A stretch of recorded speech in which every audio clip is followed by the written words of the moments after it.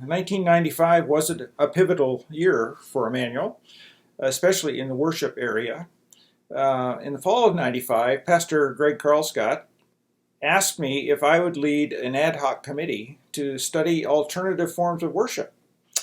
And I was not very enthused about that, mostly because of my own issues with what was going on at the time. And I told him I really didn't want to do it. And after a few days of the Holy Spirit nudging me, I went back to him and I said, yes, I would. And so in January 96, we put a committee together. There were about a dozen of us. And we spent 3 or 4 months looking at different liturgies, what would be included, what kind of instrumentation, and just all the components of how this is going to work. In April of 1996, we actually ran a sneak preview of what a non-traditional worship would look like, and the entire congregation was invited to a 10 o'clock service, and that went well to the point where we actually went to having 4 Sundays in a row in May. There was actually a non-traditional and traditional service each Sunday in that month. The fall of 96, it's actually Rally Day, we did our first Sunday where there was a true non-traditional worship at 9 o'clock and there was a true traditional worship at 11 o'clock.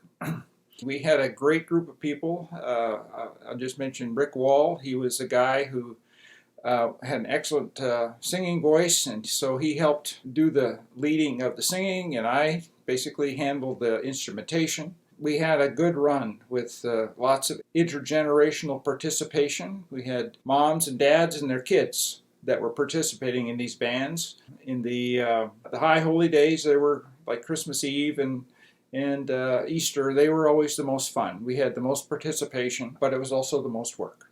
This continued every week, except during the summer. We took summers off, but every week we would have 2 services. We'd have a 5:30 worship on the Saturday evening before, and then we'd run the service the next morning, and I was always amazed at how much progress was made in the hearts and minds of the people who were leading between that rehearsal and that worship the next day. So it went on till about 2001, and at that time I think that some of us were starting to wear out. There was no pay for any of it.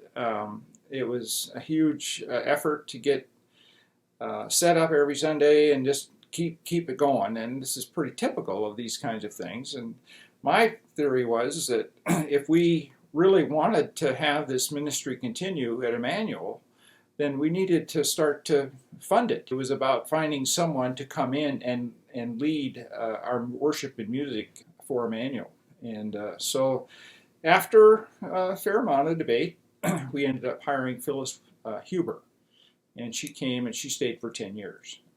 And she was a great addition and did an awesome job of continuing the intention of trying to have diverse worship opportunities at Immanuel.